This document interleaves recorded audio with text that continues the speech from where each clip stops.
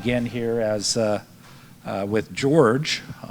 He's going to talk a bit about the technical activities of our ARRL lab, and we'll have a short bio from Lark after that as he discusses with us his activities as well.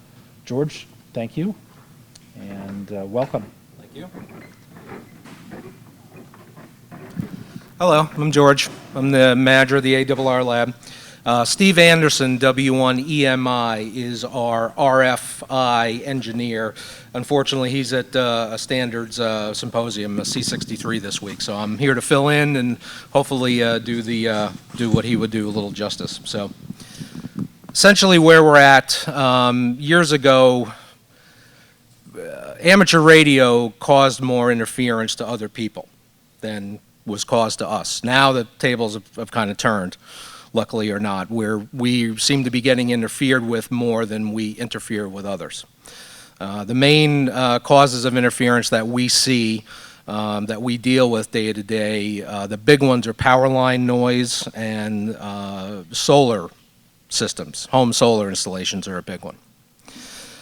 What we do at the league, our RFI program, we have an informal agreement with an attorney at FCC and the Wireless Bureau that if, and this is open to all amateurs, by the way, not just ARRL members. So if you're any amateur that has any kind of RFI issue, they can contact us.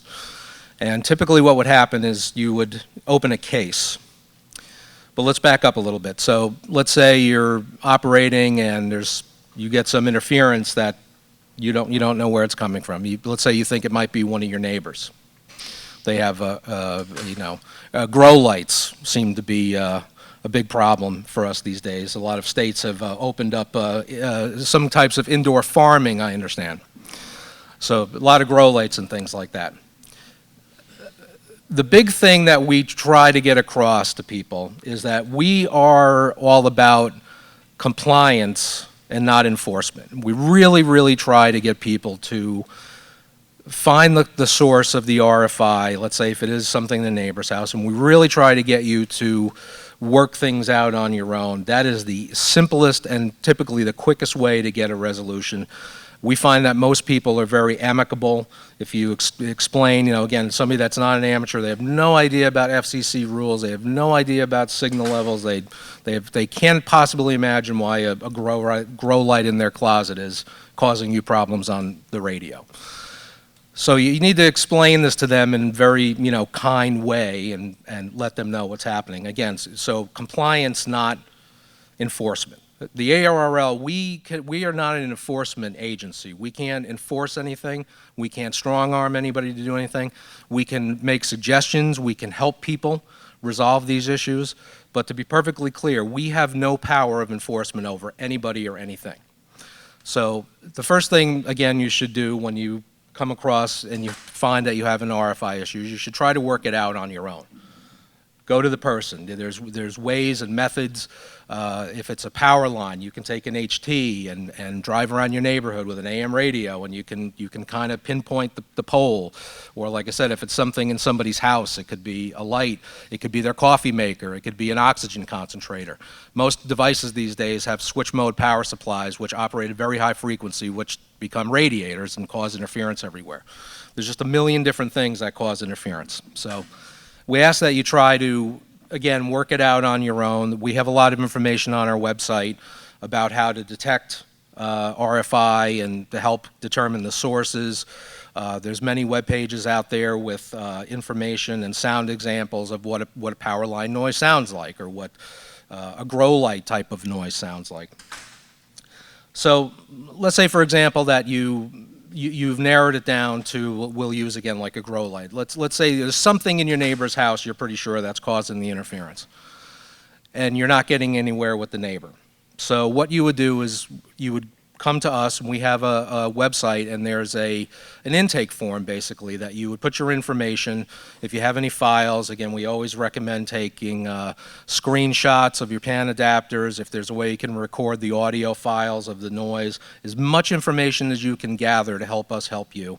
You fill out the form, it opens up a case with us in which Steve Anderson, again, W1EMI, he will work with you and the interferer as kind of an intermediary to try to get them to, again, explain the rules to them and what they are required to do by law to help you work through this process. Now, most of the time, that works, and just having the extra organizational input from us, and again, working with you and working with the neighbor, let's say in this case, most of the time they're able to resolve this. Now, there are lots of times where the neighbor just simply does not want to cooperate, or and they just don't for whatever reason. After we have gotten involved and written a couple of letters and tried to contact the interferers, the very last step that we would take, and again, we try not to get there because again, we're trying to go the compliance route, not the enforcement route, is that we can, when we have collected enough evidence and the case has been taken as far as we can take it and we're not getting any cooperation, we can then contact our person at the FCC and they can write a letter, which a simple letter from the FCC carries a pretty good amount of weight and makes most people stand up and take notice, even if the ARRL letter didn't do that. And then a lot of times, if it really gets to the point where nobody's doing anything, then they'll write a second letter. 99% of the time, that kind of gets the ball moving and gets things resolved. This is a long process, I will tell you, okay? If you have any issue that the people are just not willing to step up and help, be prepared. This could take many months. And that's the biggest, I don't want to say complaint, but the biggest negative feedback that we get is that the pure amount of time that it takes for a lot of these cases. We recently had a case where somebody had their neighbor had an electric fence around a pasture, and it was causing all kinds of interference. Many, many months, 8 months or so or more it took to get that resolved. Again, there's really nothing anybody can do to speed up the process, unfortunately. It is what it is. Even like I said, when we get the FCC involved, which is a very, very last resort, is to send them the case, and then they write the letter basically saying, hey, you're breaking the law here, you need to do what you got to do. Some of these things take a really long time. So be prepared, again, if you get into one of these situations and you do have a problem, it could take a long time, and no amount of phone calls or emails or colorful language to anybody is going to speed that process up at the end of the day. It takes as long as it takes. Which bands are getting interfered with from most of the sources that you've seen? All of them. There's as many kinds of interference out there on every band as you can imagine. It's mostly the HF bands that people are having the most problems with. But it can happen anywhere. Again, it could be anything from any device in someone's house to power line noise, street lamps, any device you can think of. We've had cases of interference. But the grow lights and the power lines, are those going above 30 megahertz, or are they staying below interference? Yeah, most of those specific types of interference are within the 30 megahertz within the HF bands and everything. Now, what we do also in the lab is if somebody has a known device that's causing interference, and if it's something that's not ridiculously expensive, we'll go out and purchase it and we'll do a conducted emissions test. We have a test room in the lab where we can tell if a device is conducting illegal emissions based on FCC rules. Now, we're not an official test lab, so we can, this is not like super official, but we can certainly tell if a device is noisy and causing problems. We've had people send those to us in the past, and we've tested their devices. We had a case recently where there was somebody decided they need to have a ring of LED lights around their television in their living room that blinked all different kinds of colors and stuff. Well, that was causing a ridiculous amount of interference with the neighbor. Neighbor contacted us. Luckily, the person that had the LED lights was friendly enough to say what it was. We purchased a set of lights, tested them. They were horrible. Contacted the manufacturer, who I believe was an overseas company, and then within a couple of days, that listing of where they were being sold was removed. But guess what? It popped up under another name 2 days later somewhere else with something else. So again, this is the kind of, the kind of stuff we're dealing with here. One thing I probably should have mentioned in the very beginning is that when you think you have some kind of RFI, some kind of noise source, it is absolutely essential, critical, that you check everything in your own house first, okay? I know there's a lot of smart people here and you have an idea what it may be, but more times than not, when somebody has contacted us and said, oh, my neighbor's got something going on or there's some sound or whatever, it ends up being something in your own house. So you have to go through the procedure. You have to kill the main breaker to your house, run some kind of battery-powered radio, and turn one circuit on at a time until you can determine whether the noise is coming from your own property or not. It could be your coffee machine. You just never know. So again, until you go through that process, when you contact us or you try to open up a case with us, that's the first thing we're going to ask you to do, is you're going to have to turn your main breaker off and you're going to have to fire up one circuit at a time in your own residence to be absolutely certain that it's not something in your own house that's causing your own interference, and then you only have yourself to blame for that, really, so there's no case to be had. But that really is an important part of the process because, like I said, I cannot tell you how many times that somebody has been very, very determined and say, no, I know it's this, no, it's that. We've gone through many discussions, emails back and forth, and at the end of the day, when we finally convinced the person to do the test, yeah, it was something in their house. Who knew, right? It was the coffee machine. It was some power supply in a bedroom on the 3rd floor of something their wife plugged in that they didn't even know existed in the house, and that was causing the interference. So, an example, during an EME outing, I and a couple of others were on the air and had significant interference to the EME array. And it turned out to be a USB cable between one of the modems and one of the interface boxes. So it can be as simple as that. Yep, cable's big problem. If cable's not terminated properly, if you have a break in a shield somewhere, any piece of wire can become an antenna. It can become a radiator, essentially, anything. So again, it's tricky in that you have to be very, very diligent to rule out all the things it's not before we can start determining the things that it might be. Now, in the case of like power line noise, which again we deal with quite a bit, that's a very specific kind of a signature. You'll hear like 120 hertz buzz on things, and then those are, I don't want to say they're easier to find, but they're a little easier to find than sometimes things in your own house. And when the same procedure applies basically with that, if we determine that there is a utility where there is some gapping going on, a lot of times you'll be able to tell it's power line noise because it comes and goes with the rain. So if something's happening in the rain, it's power line noise, a lot of the times. But the process is basically the same. You'd open up a case with us. We would help interface between you and the power company in your area and get them to come out and investigate where we've determined. We've all determined where the problem will be and have them come out and fix it. Now, up in New England, where we are, where the ARRL is, the New England division has put together a pretty good RFI team where we've got a bunch of people and they're all using the same equipment and methodologies and everything, and they've gone out and they go to a lot of these local cases with power poles, and even Steve in the lab, if we have a local one that's close to HQ, he'll go out and he'll do a field trip and he'll go and help hams local in the area. So the RFI teams is something that we've been pushing and trying to get more involvement with.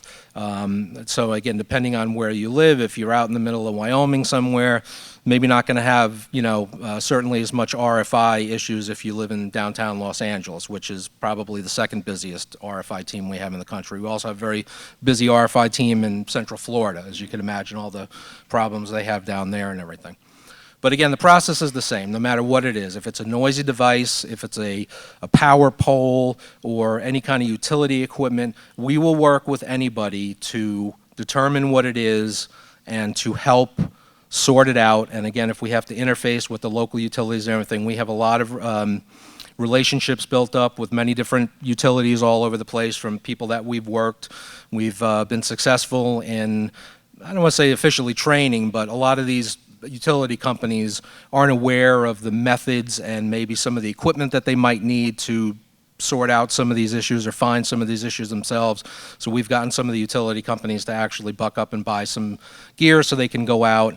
And at least in our local area, like I said, we've had a lot of luck working with the utility companies, meeting them out there. You pretty much do a lot of their work for them. You tell them where you think it is based on investigation, like I said, with the different techniques you can use to find the noise. You say it's something on that pole there, and then they'll go up the pole and they'll check, yep, there's something arcing up there, thanks very much. They come back and they fixed it, end of problem.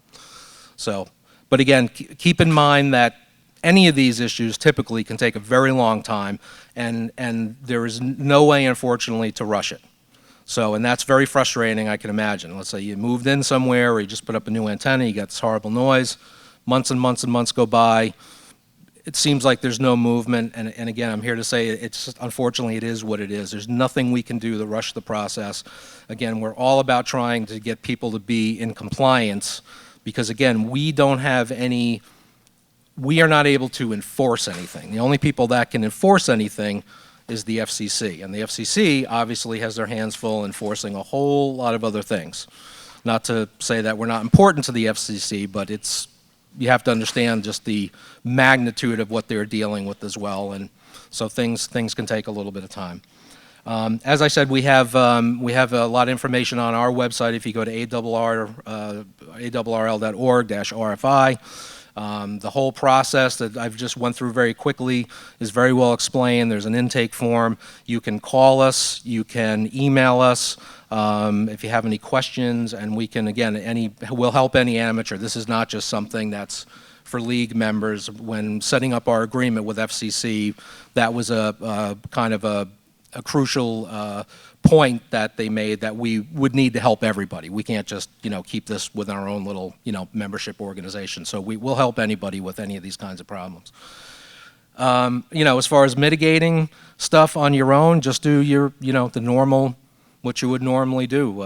Your chokes, filters. Again, if you certify your station like you're supposed to and go through and do your own due diligence, you shouldn't be causing anybody else a problem. As I said, these days it seems like because of this influx of foreign unregulated equipment that's coming in here. It's making a lot of noise. We're going through a lot of things.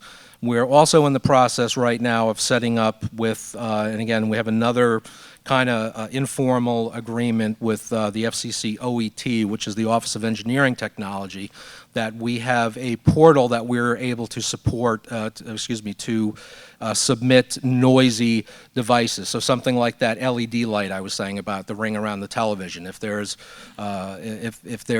something that we have, again, gone through the work and we've put together a case and we can very, gently hand it off to them, to their portal, they will take a look at it from there. So it's very similar to the interference agreement we have, but now we're starting to open the doors with the noisy devices, which has been a big problem for years, and it's been, a long time coming that we're getting the communications going with FCC to be able to give us a hand with some of that too, because again, we're just getting flooded with this stuff, as you all know.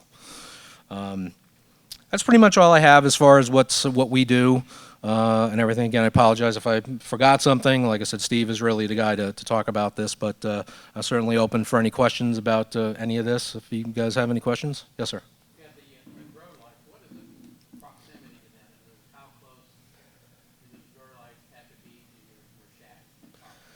It all depends on the light, the kind of ballast they use, the sheer number of the lights, because a lot of the times we're finding it's not just one.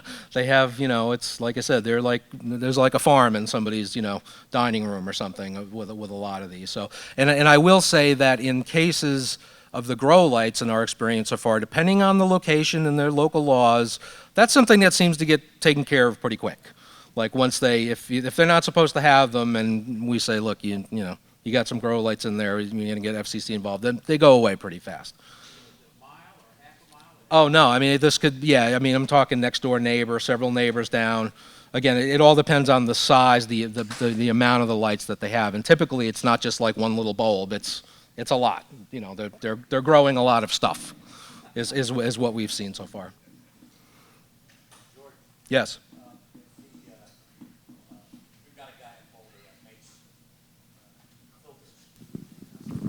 There's a gentleman named Tom Thompson in Boulder, Colorado, where this problem kind of started with the grow lights. And he's a member of the Boulder Amateur Radio Club, and he developed a filter for the ballasts for grow lights. And everybody in the area knows that they can reach out to him if they've got some kind of interference. And he'll drive around and identify it, and he'll go knock on the door. And you might think, well, this might not be a smart thing to do, but you know, it could be deadly. But he'll knock on the door and he'll say, introduce himself. I'm a ham radio operator, and you've got a grow light in here, and I know you have a grow light in here, and I'd like you to put these filters on your ballasts and make the noise go away, because if I found you, and these could be legitimate grow lights. I mean, they're legal, but the bad guys. If I can find you, the bad guys can find you. And you don't want the bad guys. No, thank you. I'll take those filters, and I'll be more than happy to put them on. And I'll tell all my friends about this as well. So we're starting to get the problem a little bit better under control, at least in the surrounding Boulder, Colorado area. I wasn't aware that Tom was doing those specific types of filters. I have a filter that he made for us in the screen room to do radio testing, so I didn't know he had branched out into farming, but okay, that's fine. So, but again, this is the kind of stuff, like you said, as these things pop up, new sources are going to come out. This whole, forgive me what the acronym is, but they're doing testing now about putting power in streets to, you know, wireless power transfer for automobiles and everything. So we're starting to look into that. We're involved with some AM groups because I'm sure we've all heard of the thing now with a lot of the car manufacturers with these electric vehicles and everything. They're trying to do with AM radio because you can't run an AM radio on one of these battery-powered cars because you get no reception. So we're got our toes in enough of the ponds, and we're trying to keep on top of all this stuff. But at the end of the day, again, if there's anything that comes up on your end, get a hold of us. We have a person whose sole job it is to deal with this stuff. And again, all of us in the lab get involved in any way. Like I said, we do test some devices, but we are there to help with the process. Just again, keep in mind that the friendlier you can make things, like don't go guns blazing to your neighbor's house and everything. You're not going to get anywhere with that. You just got to be gentle. And try to get the people to help you. And again, most of the time we found that tact works, because if you just explain to them simply, like, I'm an amateur radio operator, I know you don't know anything about it, but there's certain rules, and there's something in your house that's emitting in the air, and it's causing interference, and it's a law, and this and that. Most people are reasonable, and again, they'll turn stuff off, or they'll try to help you determine what it is. But again, it's all in the tact on how you take it. And again, if you're just not comfortable, trying to do this on your own and going to a neighbor, again, call us and we'll do it. I mean, Steve does this. This is what he does all day long. So, like I said, there's the biggest thing is, again, the expectation of time. Most of the time, you're not going to get a resolution within a week or two if there's any problems. I mean, again, the best case is you go to the neighbor. The neighbor's like, oh yeah, I just installed this solar system or something, and then the solar systems can take a little bit of time, because again, you not only have the manufacturer of the solar equipment, you have the installer. And they're totally different. So the installer basically buys the systems from the solar companies, and then they do everything. And then if the solar equipment is causing interference, then the installer is going to blame it on the equipment, but then the OEM is going to say that it's the installer's responsibility. So now we have this little bit of a loop going on here. And we have worked with several of the big solar companies. A couple of them have been more willing to help quickly and have redesigned some of their equipment than some of the other ones. Again, Steve has all all that specific information. He keeps a database of all this kind of stuff. But again, just if I can, if the takeaway here is basically compliance, and there is typically some of the bigger cases, they do take time. And just know that even though if you're not hearing anything from us or from anybody every day, it doesn't mean that things aren't happening.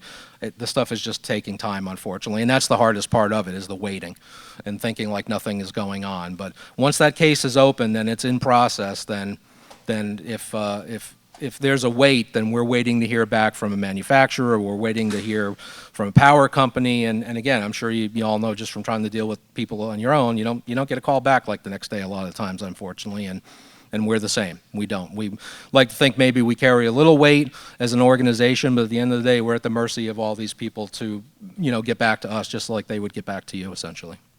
So, any other questions about anything? Okay. Anybody, again, if you need to get a hold of us in the lab, you can get a hold of myself, you can get a hold of Steve, email, phone call, anyway, we're here for you guys, so if you have any questions, then just reach out. Thank you.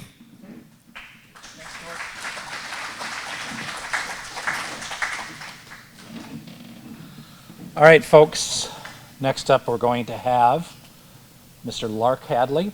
Lark is the director of the FCC Region Number 3 Enforcement Bureau. So the country is divided into 3 regions. I personally think Region 3 is the largest of all 3, especially since you have the Pacific as well to consider as you address enforcement issues. As a quick bio for Lark, by the way, how many of you were here a couple of years ago when Lark was here? So this is going to be relatively fresh for them, so that's awesome. Lark has traveled here from California specifically to be able to meet with us and share his experiences not only with this forum but also with the other people that he comes in contact with here at Hamvention. And he has a deep pool of friends in amateur radio. We're pleased to have him here today. A quick bio. Lark was first licensed as a novice in 1975 in Florida. Amateur radio is what got him into broadcasting early in his career. He obtained the FCC's radio telegraph license with radar endorsement, BSEE in Southern Alabama, MBA in Southern Methodist University. He's a registered professional engineer, 45 years in broadcasting. He knows the industry, he knows his stuff. He's an RF design engineer, worked with Continental Electronics early on as well as Seiko. 15 years with Premier Networks as an EVP, as part of network operations and studios in the U.S., both in LA and New York City. We can keep going on. Fox Sports, Fox LA Studios, Fox Sports Radio. In 2016, he joined the FCC as director of the Enforcement Bureau, Region 3, and he's an ordained chaplain. Welcome, please, Lark Hadley, KA4A.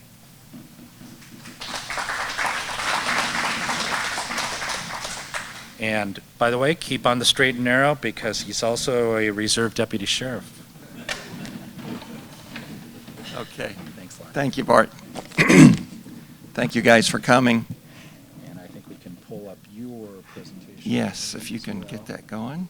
Yep. Let's get out of this slideshow. While he works on that, I'll just to say hi. I really appreciate you guys coming. I know that there's a lot of fascinating presentations all over the place. So thank you. I don't know why you came, but I'm glad you came.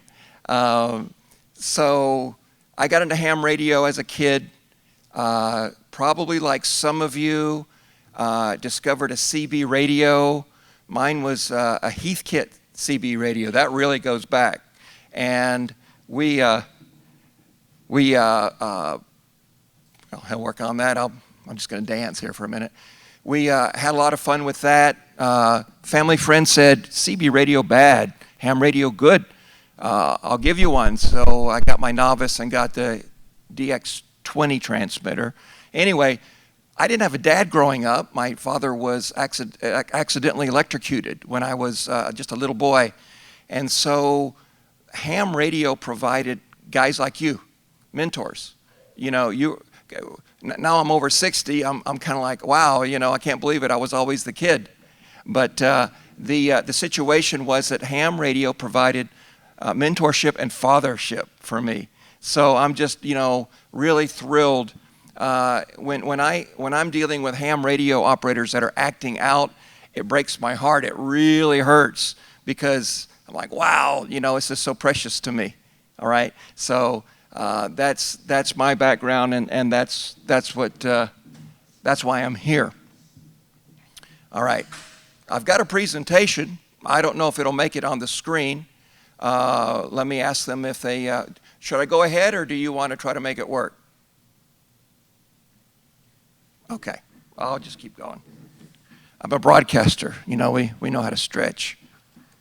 So, a couple of things.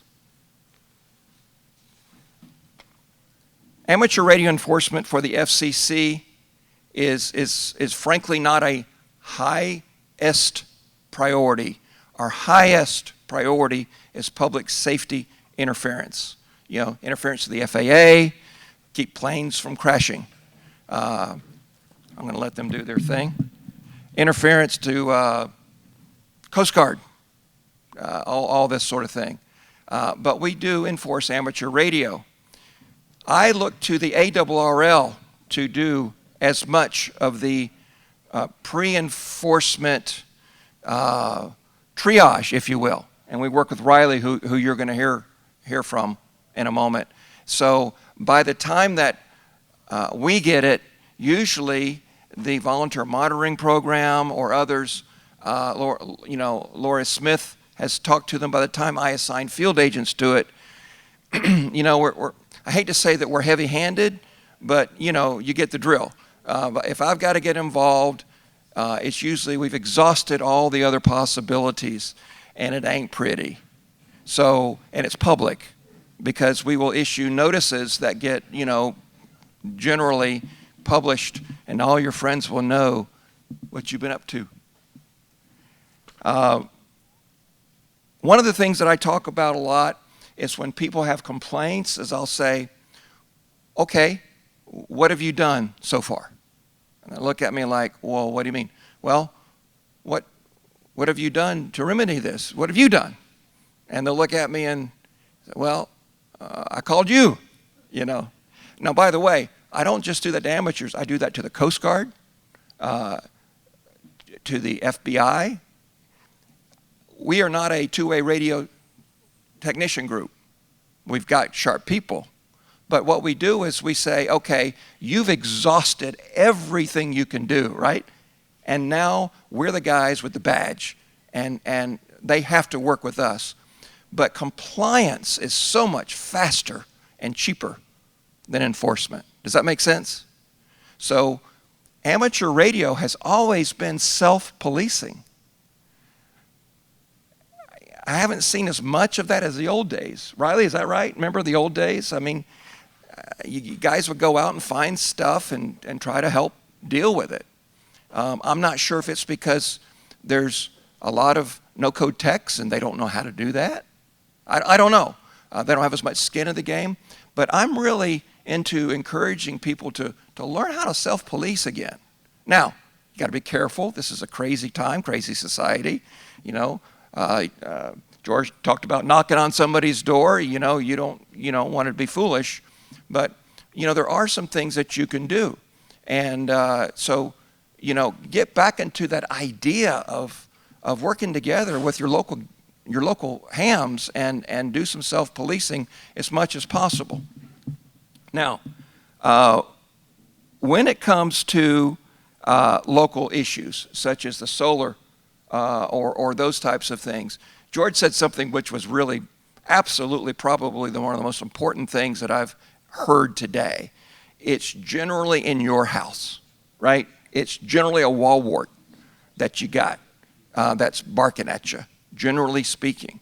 Until you've shut down the breaker in your whole house, you don't know anything. And you may think, well, I'm telling you, it'll surprise you. It'll surprise you. Okay. But once you've got to that point, let's say you've got a neighbor who's got a solar system or whatever. How do you even approach something like that? Okay, so there was a book written by Stephen Covey's son called The Speed of Trust. And Stephen Covey, of course, wrote 7 Habits of Highly Successful People. The speed of trust, the idea of this is that if someone trusts you, you can get things done quicker. And it's a very brilliant element in business and getting projects done. Hey, they'll get started on this without a contract and all that sort of thing. If you can establish the speed of trust with your neighborhood, you are really doing a good thing. I'm just being practical with you. How do you do that? Well, what you do is you bring their garbage cans in for them some days, You find out if they're going on vacation and you say, hey, you don't know me, but if you want me to, I'll check your house. Or here's my phone number. If you got extra cookies, maybe, I've had people bring cookies to the house because the neighbors were sweet. There's various things that you can do. If the kids leave their bicycle out and your neighbor across, in the line, you can just set it up. But get to know your neighbors kindly so that if you ever need to ask for their help, maybe they've got something going on in their house, then, they'll help you. I had a doctor once called me, he retired, DXer, Step IR, Monster Tower, the whole thing. He wanted to DX, but his neighbor had interference coming from her house, and he wanted us to deal with it. And I said, what have you done? Well, we're kind of on the outs with her. And I'm saying, look, nothing in the government good happens fast. So, if you want something to happen, can you make nice with this lady? Can you make nice? No, my wife won't let me, we're okay. Well, then you better use one of those SDRs that's online, because, it's going to be a long time before we can probably get this worked out. Who do I call? I call the ARRL, and they work on it. That's our first line, right? When the Coast Guard complains with an interference issue, you know what I ask them? What have you done so far? Same thing. Lots of times it's internal. We might have wall warts. They have something in their own system, interference, in their own system. So those are just a few things. Does that make sense? I'm trying to get you to point B. How do you get rid of the noise? You've got to be really friendly with your neighbors if possible. Now, sometimes it's just not. But if you don't have that bullet in your gun, so to speak, you're shooting blanks. That's a really big one, okay? We are not going to solve those problems. We're going to be slow, but you can be fast. Okay. Let me keep going here. You do have it up? Okay. So if you, let me get going here, because we're going to need to rock and roll. So, amateur radio on the top. You guys try to solve it. I'm looking for somebody, if somebody comes to me I go to the ham radio store in Anaheim. Great, I love it. Hang out. They don't know what, I don't tell any of the customers what I do. And they all, groan and moan about the FCC. It's great. I go, yeah, you're right. It's terrible. Those guys, worthless. And the guys behind the counter are going like, try to solve it, work on it, figure it out. When people come to me, I send them to the ARRL. Riley knows that. I send them. I said, because they're great. They are great. The resources are outstanding. Fully support the ARRL if you can. They're holding up the ship. Okay? So many resources there. And then if that doesn't work out, then we get involved.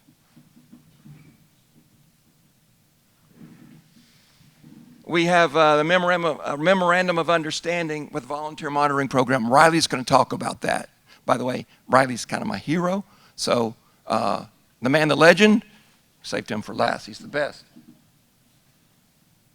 Volunteer Monitor Program. These were some bullet points.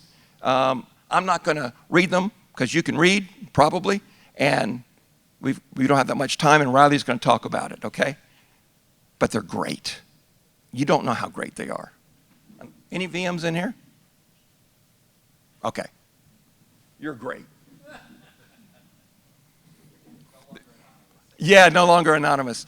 And there's also some understanding with the radio frequency interference. I believe Steve Anderson, is that still a good name? Yeah. That he's with the lab. And these are the guys that I talk to when I want to find out what's going on. You know, really get the skinny, because they focus on it. You got to understand, I enforce satellite, broadcast, everything, public safety, homeland security, goes on and on and on. Amateur radio is, you know how I get involved in amateur radio mostly? Because I are one. And I'll take on a case because it bugs me. Just like a broadcast case, I'll take it on because I'm a broadcaster. So I'm your advocate. Of the 3 RDs, I'm the only ham. 3 regional directors. Not that I haven't tried to get the other guys, come on. Okay, so the RFI complaints can be filed either with the ARRL. There's some forms, and I'm going to show you where that is, or on the FCC's complaint system, which I'm going to show you, which is my deal. Okay, all the complaints for RFI are funneled to Steve, and if they're unsuccessful, then they can forward it to the Enforcement Bureau for follow-up. Okay? Does that sound good, George? I'm on target? Okay. Okay. If I'm not doing right, just flag me down, Give me the old, I need to stop. Sorry for my voice, a little raspy. All right. If you got a camera, if you want to take a picture, that's the magic website for getting ARRL's help. It's a form, you fill it in, you send it to them, and they'll do their best, and they will do their best. And they will do a lot more for you initially, quickly, than I can. Make sense? In other words, if you want something done quick, that. As quick as it can go. As quick. If you want it done quick compared to the U.S. government. Do that. Okay.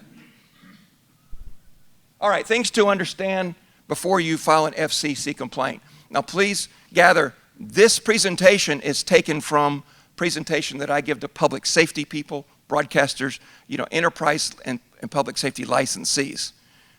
But the fundamentals are the same. I'm going to tell you some of the subtleties, but you need to, well, you don't need to, but it's helpful if you understand this. It'll make you all powerful. You can impress your friends. There's 3 types of filers for the FCC interference. There's licensees that are public safety. We call those PSIX, public safety interference. You learned something new today. If you say that to an FCC person, they're going to think you're really hip with the jive. You figured out an acronym. There's another filer that's a licensee. That's an enterprise service. That's like the cellular providers. That's ESIX. Those are for licensees. We don't include Part 95 and 97 in that. I didn't make that up. I didn't decide that. That's the way it is. I'm telling you the truth. Then we've got non-licensees, consumer complaints, which is where we do include the Part 95 and Part 97. So no slight to amateur radio. That's just how they bundled it to keep it efficient and working well. There's 2 types of complaints you can make, interference and non-interference.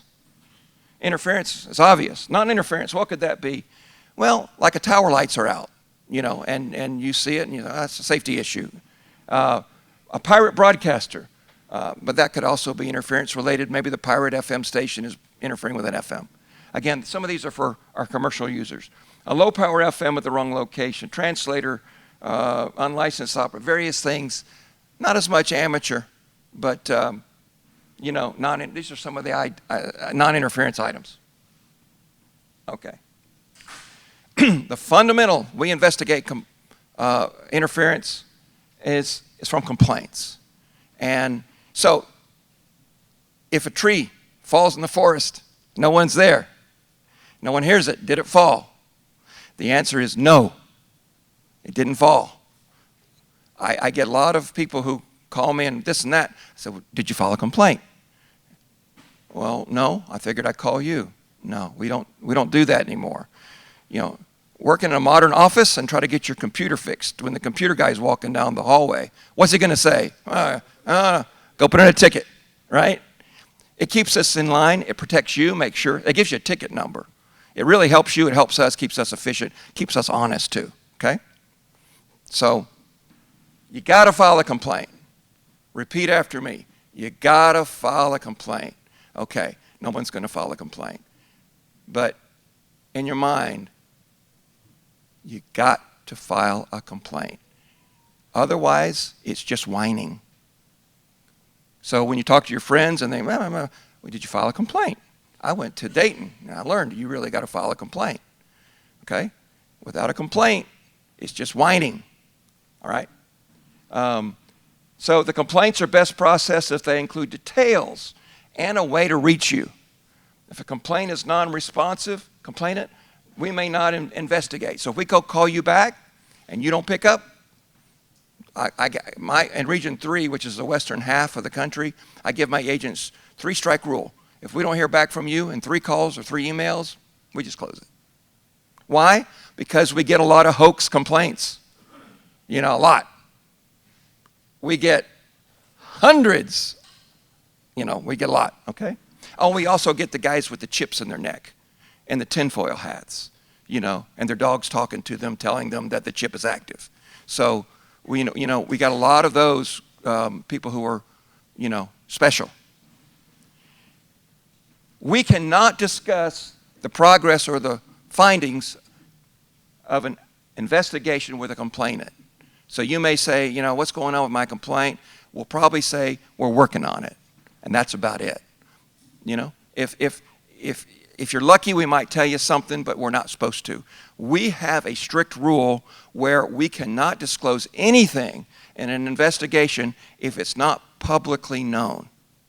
For example, this morning, Riley got an email from me. I got a complaint. I'll tell you the story, how much time we got. Riley, I'm going to go as fast as I can, but this should be fun. I'm on 40 meters one day. I hear guys talking about somebody using ham radio frequencies for a skydiving club. I'm listening to them. Oh, this will be fun. Turn on the 3001. Hey, yeah. So what's this? Well, why do you want to know? I tell you what, if you'll send it to ka4a at ARRL.net, you know, I didn't give them my FCC address.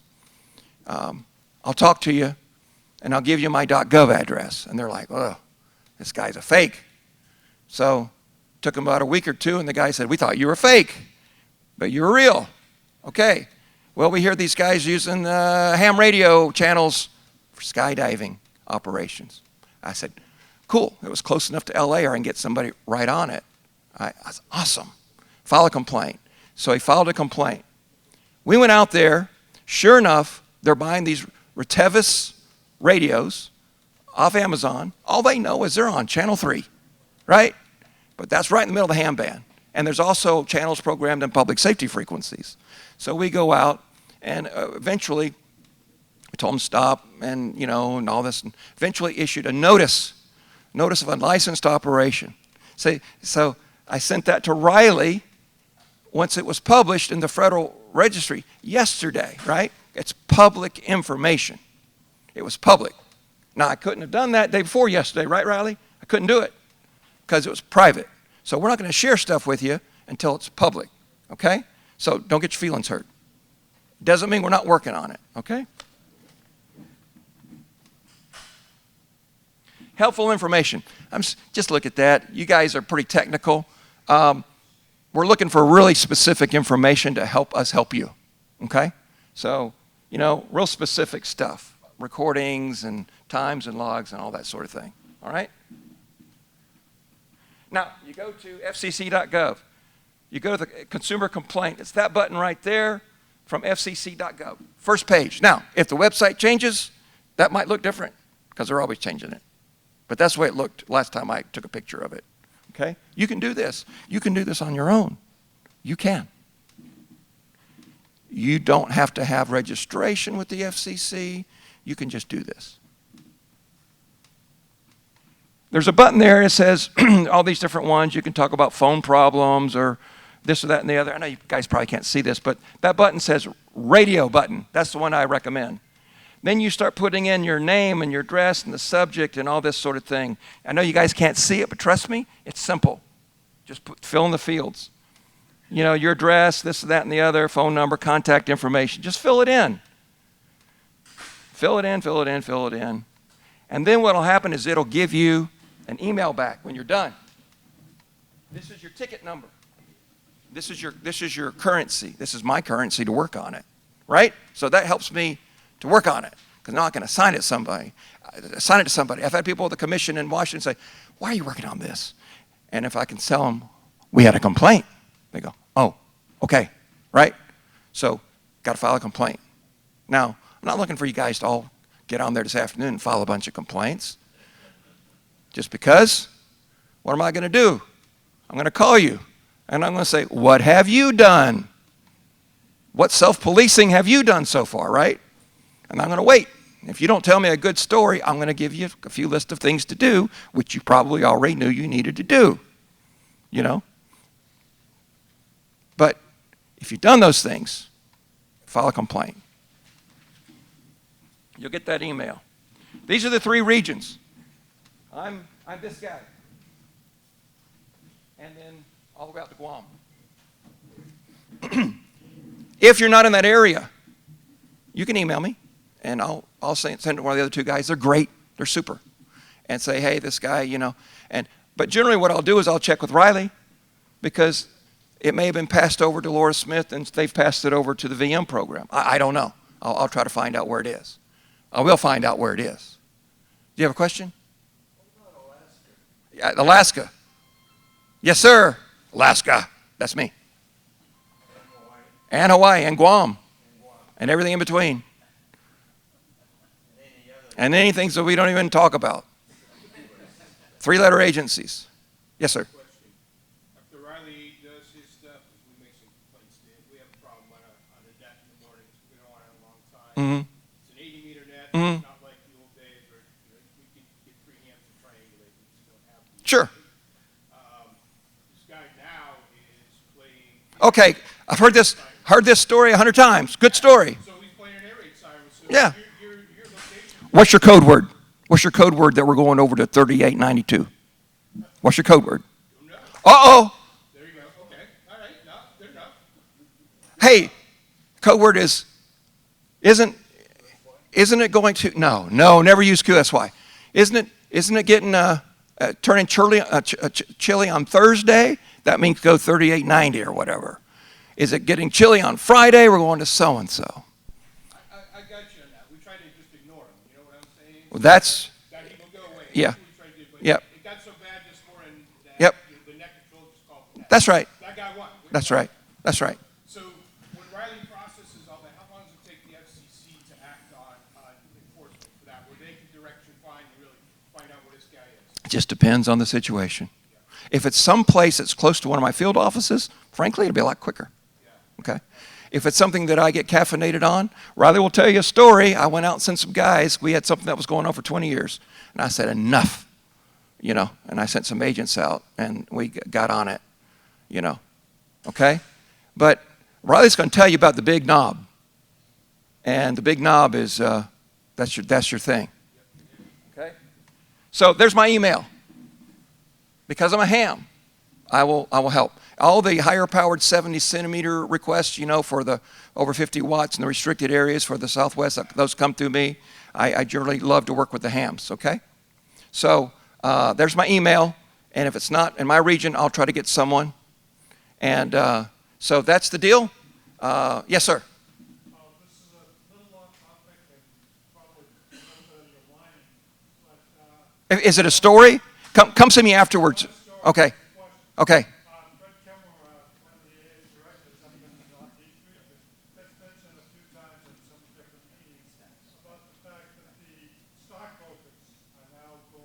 Right. Okay. That's it. Okay. Come see me afterwards. Okay? Because we're running short on time, and I love this guy. This guy is the man, the legend, Riley Hollingsworth.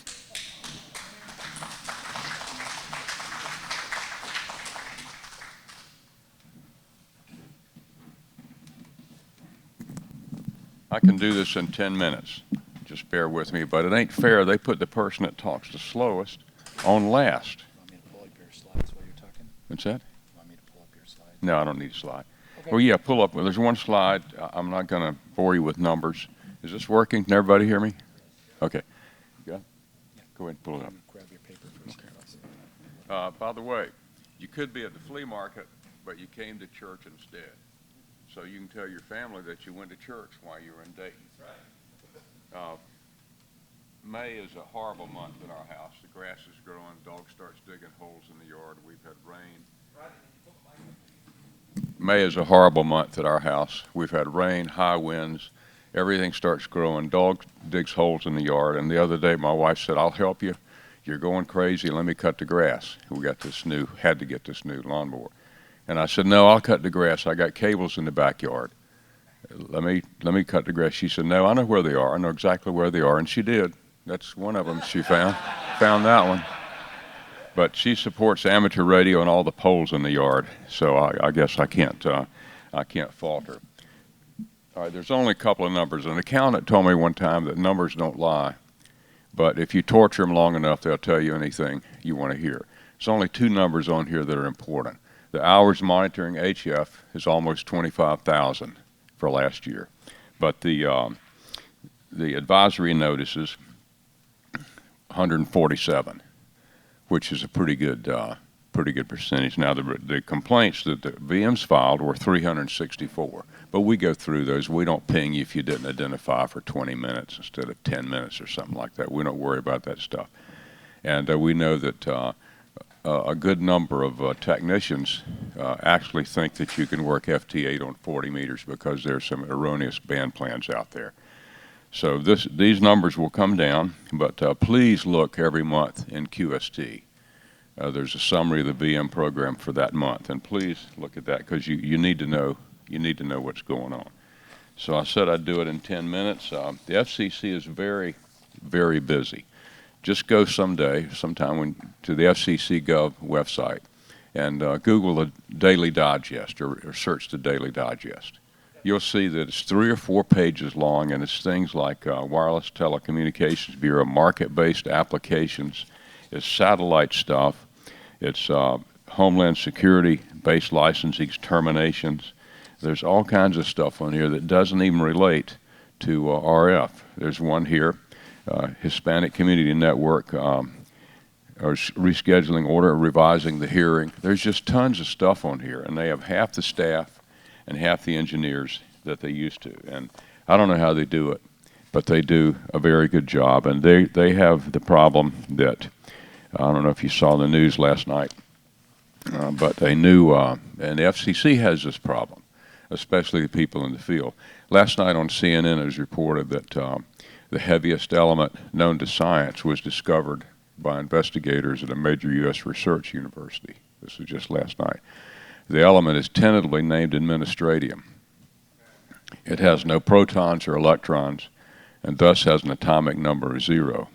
However, it does have 1 neutron, 125 assistant neutrons, 75 vice neutrons, and 111 assistant vice neutrons.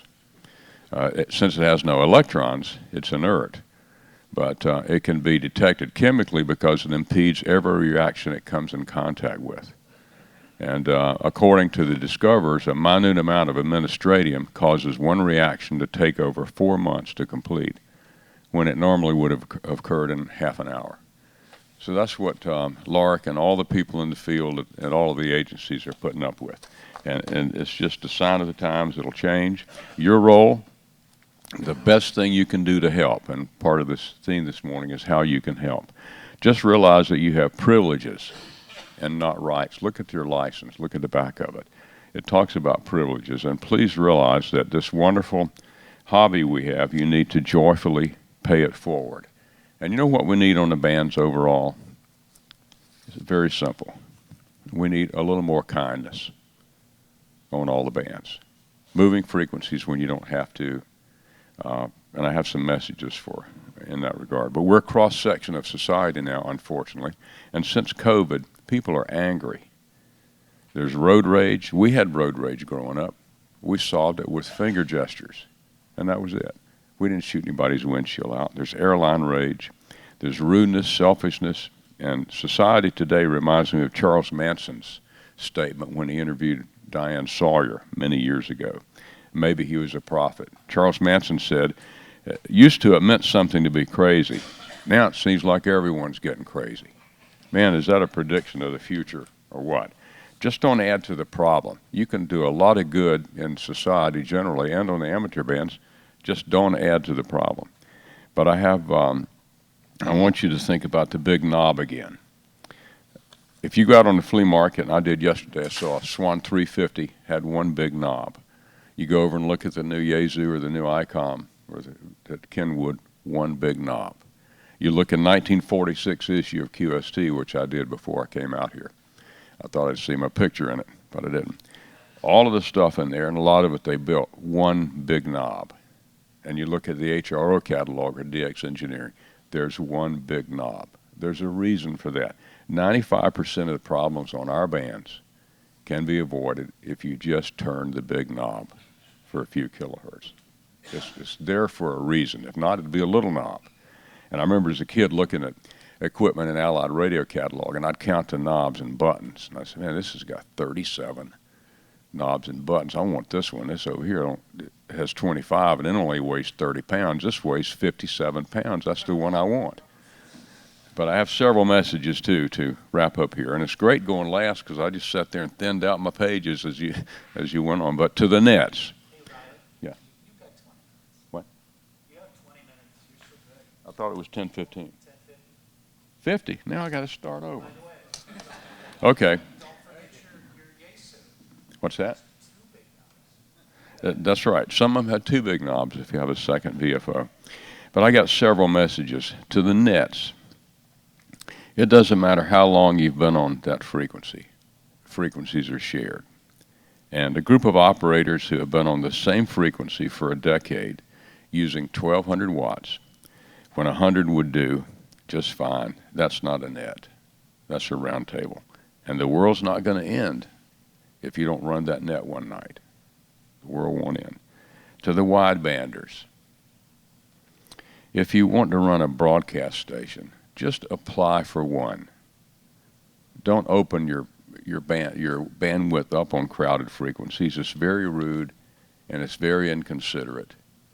I'm sure there are a lot of AM stations that you offer price the real estate on. Yep. To the contesters, just use a little more courtesy and remember that even when you're operating split, you don't own that frequency. To those who don't like contesters, just lighten up.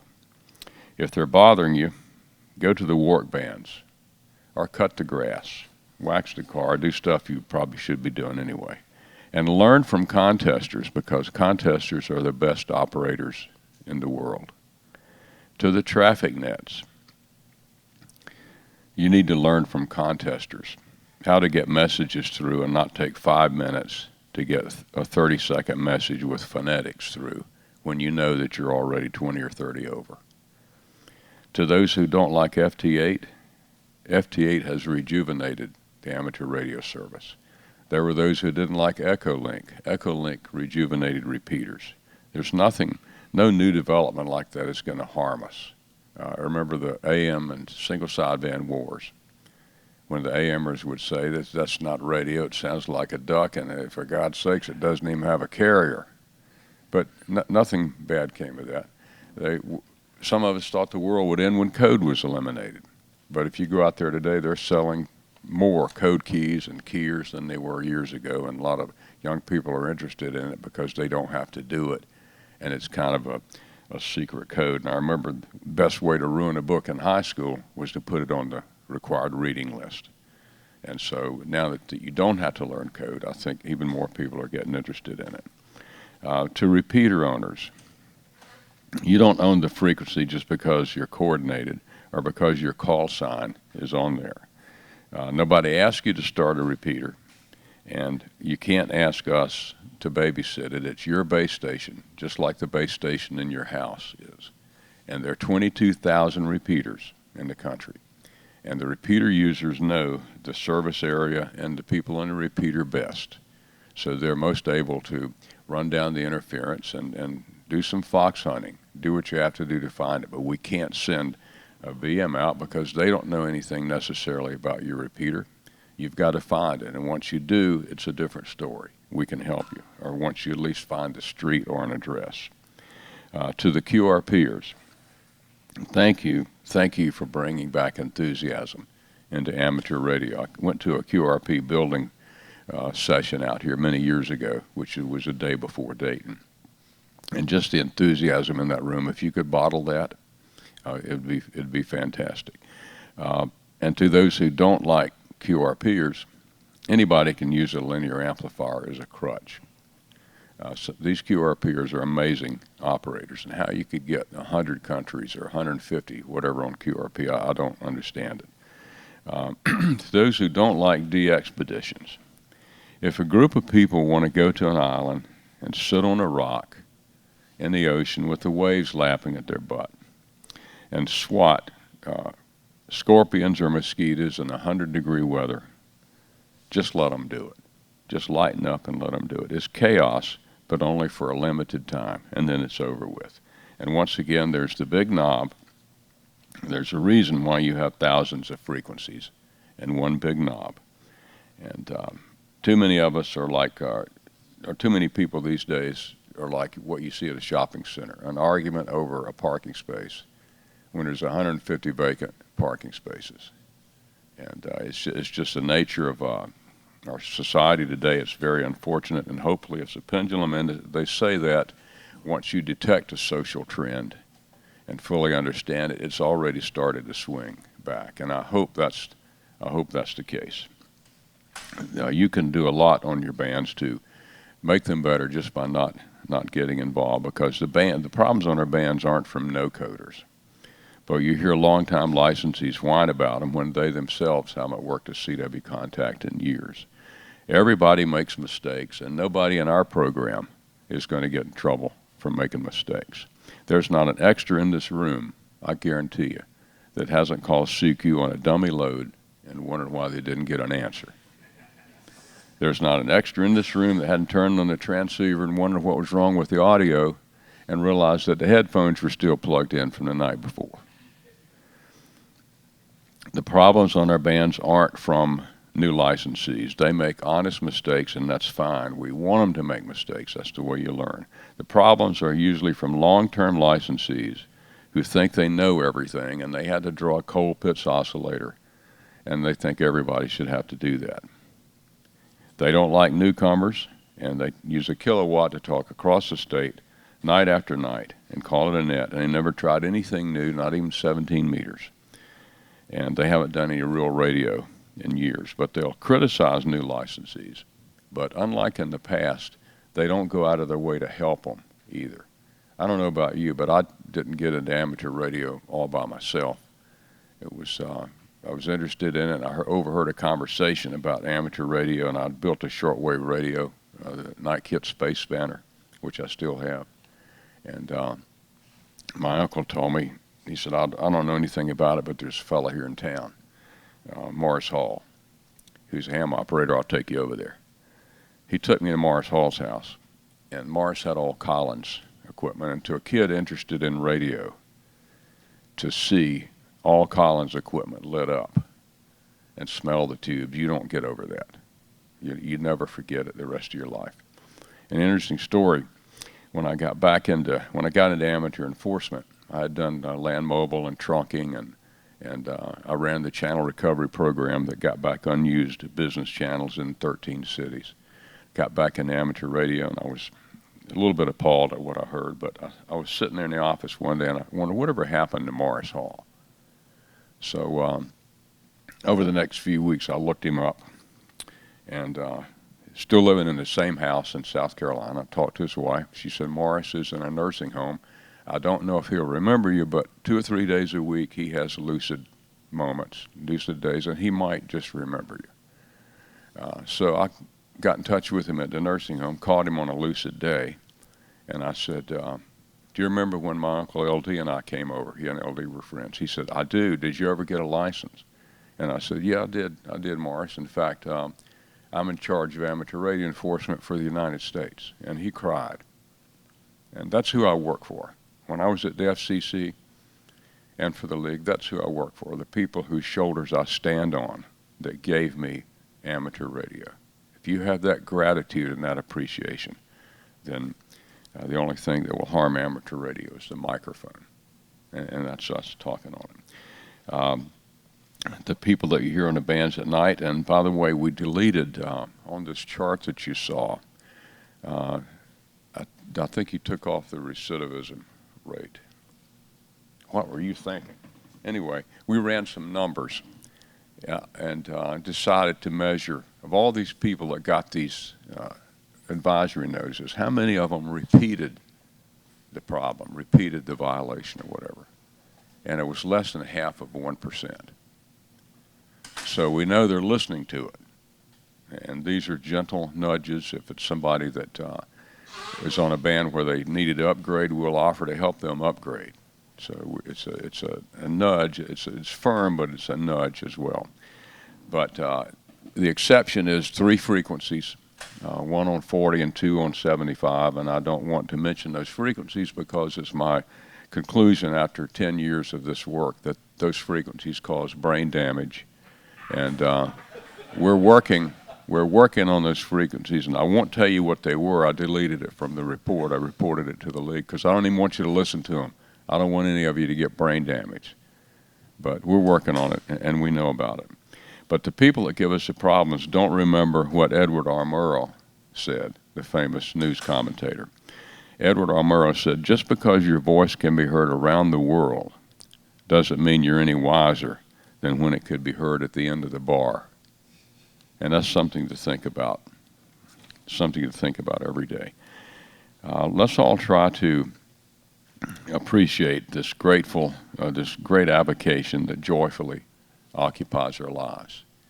And if you operate with appreciation, you'll do a lot to help us in the bands, and you'll do a lot to avoid problems.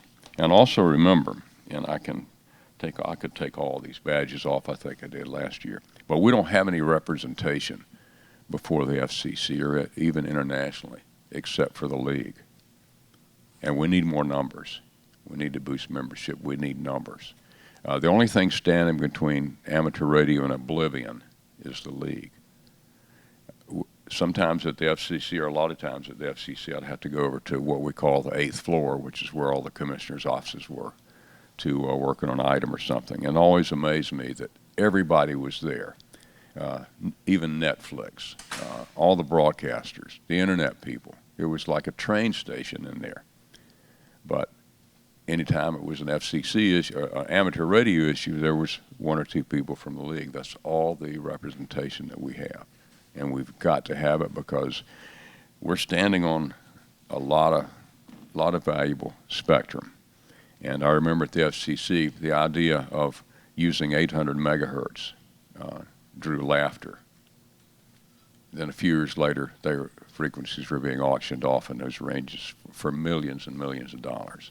So it may be that we have our spectrum because it's inherently unstable, or because nobody's thought of a good use for it yet. But we saw people come in with these crazy ideas, and later on they made fortunes off of it because they were good ideas. And an old fella came in one day with this thing that you could place it on a device, and you could walk by and shoot it with what he called his RF gun, and it would read what that device was measuring. And we were thinking, this guy has a lot of time on his hands. Well, the Detroit Utilities Department bought thousands of those because their utility, the people that measured the power meters, were afraid to get out of the truck in a lot of areas of Detroit. They're installed on meters now, probably just about everywhere. And the utility guy can go right down the road, shoot those meters, and get a reading. And it was the same way with the fellow that came in with the device that would measure temperature from 30 feet. And we said, this guy's just playing, he's experimenting. Well, trains use those to determine hot boxes or hot bearings. They're very common. So Maybe you say, nobody will ever want 75 meters. Well, that's now at 1033. It may not be true tomorrow. And as you know, some of the high volume stock trading companies are experimenting with HF because it can be faster than the internet. So you just have to be grateful for what we have and use it and realize with how valuable our privileges are. And I think if you do that, you won't have any problems. And if you hear bad conduct on the bands, don't add to it. Maybe you'll have to cut loose a net or a couple of friends that get a little too raunchy on the bands. I've had to do that to some of the nets. They're just an embarrassment. I'm not going to deal with them. Just don't deal with them. Don't engage them. And especially with interferers, don't engage them. All they want is a reaction. And my grandfather told me two things when I was a kid, and very valuable lessons in life. One is, when I was about 12, he said, son, you're going to learn that some people are just crazy as hell. And they drive cars, they make babies, they vote, but they're just crazy. And if you understood them, you'd be as crazy as they are. And that's true today. It's a little more true today, I think, because COVID has broken our ties, broken our bonds. And we'll be looking at the effects of COVID on society for 25 years. And I won't see the results. I wish I could, but I've had too many ham-fest hot dogs, so I won't be around. I don't care what kind of life-enhancing drugs they come out with. I will not be here. The second thing he told me was, when you're working on something and you can't figure it out, just let it sit a while. And I thought that was the dumbest thing I ever heard. And I said, Grandpa, it's not going to fix itself. He said, you'll see what I mean. And we've all seen that with radio equipment. Just let it sit a while, let your subconscious work on this, and you'll think of a remedy or you'll think of a different approach. But the first thing about the crazy people, between him and Charles Manson, I have nightmares. And I hope that it's a pendulum, and I hope that it will swing back. But just don't add to it. You can do a world of difference by not adding to the problem and being grateful for the thousands of frequencies we have and the big knob that we have. Thank you.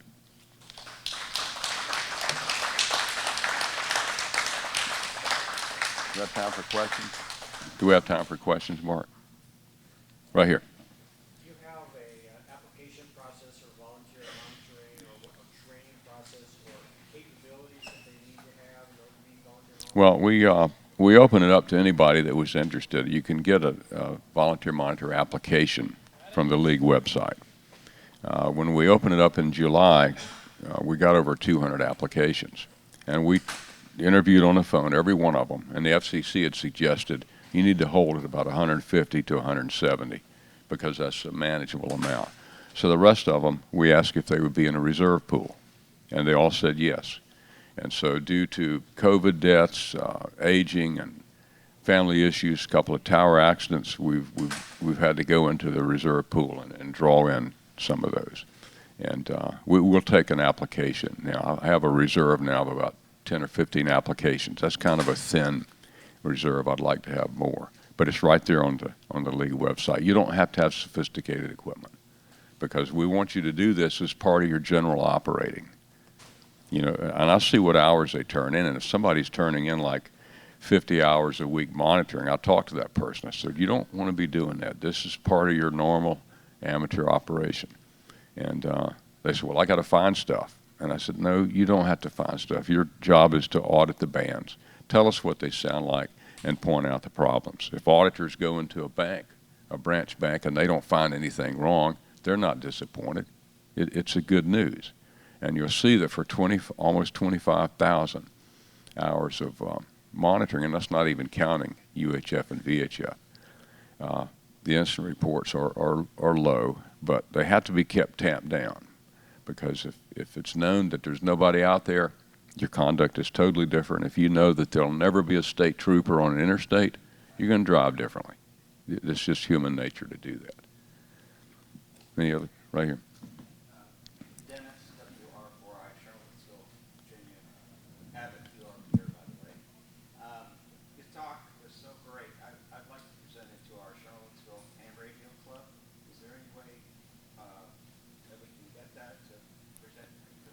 You can get it, or I'll come down there. One of my best friends I haven't seen in 10 years lives in Charlottesville.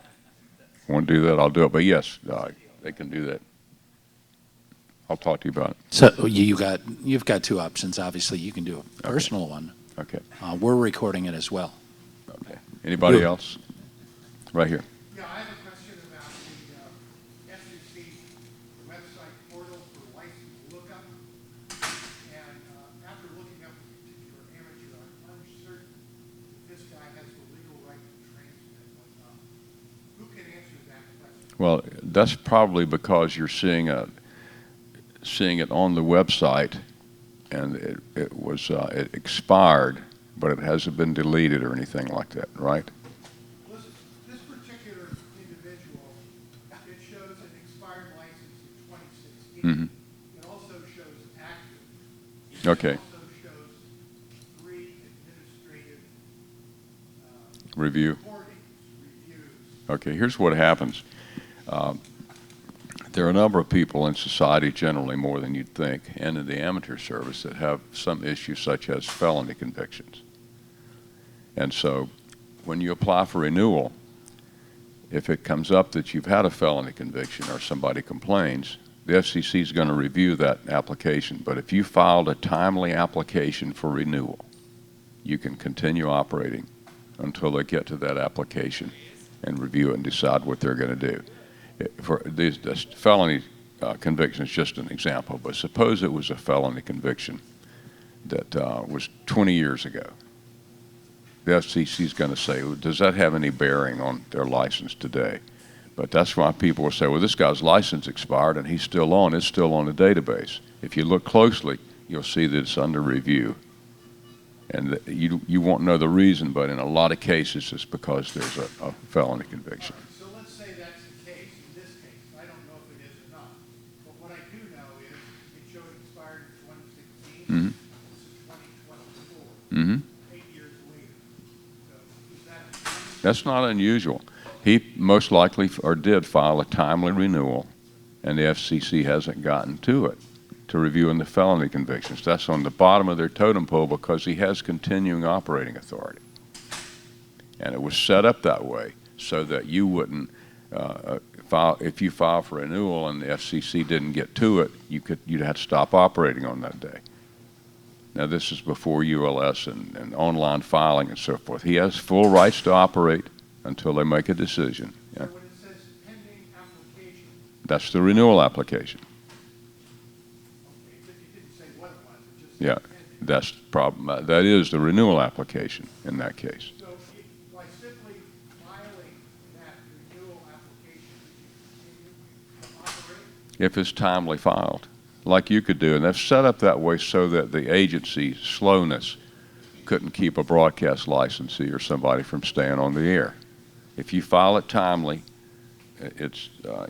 you have continuing operating authority. Pardon, if a decision is made by the FCC, who's finally reviewed that, then the license could be canceled or shown non-active? It could be designated for a hearing, could be canceled. They could talk with the licensee and say, look, this is pretty serious.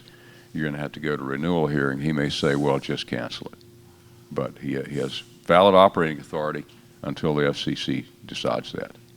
And there's a lot of them. There were 175 I had in a hopper when I left, and I know there's more now. And with all the things going on at the FCC, knowing that that person has operating authority continuing is pretty low on their list of priorities to get that done because they have more pressing public safety issues and everything else like Lark mentioned. And so they're just letting the person stay there. Now, if you run a repeater and you don't like the fact that that person's on there, tell them to stay off. A repeater owner can tell any user to stay off his repeater or her repeater for any reason or for no reason. And I have repeater owners say, well, this guy, something going on with this guy, we don't want him. Well, then tell him to stay off. We're not going to babysit repeaters. Just tell him to stay off. It's your repeater, your station. Anything else? Mayor?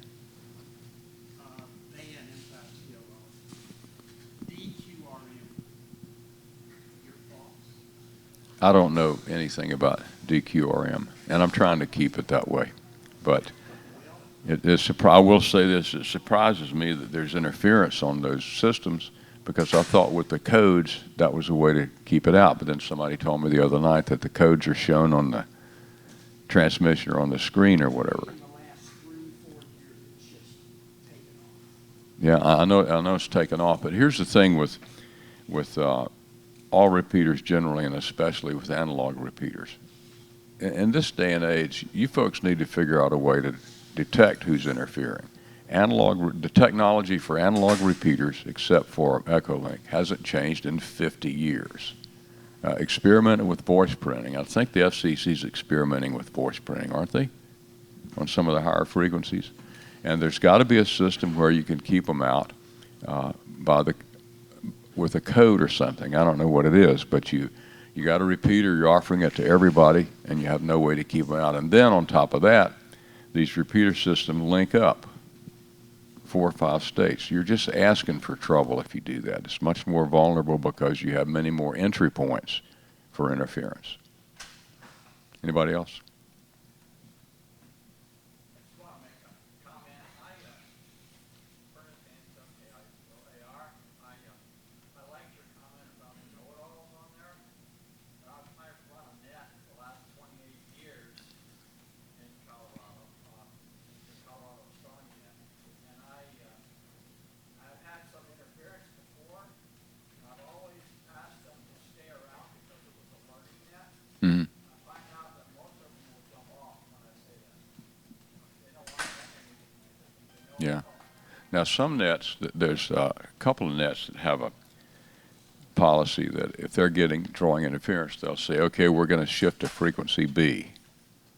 And there is no frequency B. They just shut down for 20 minutes. And so you know that the person interfering with them is going crazy trying to find them.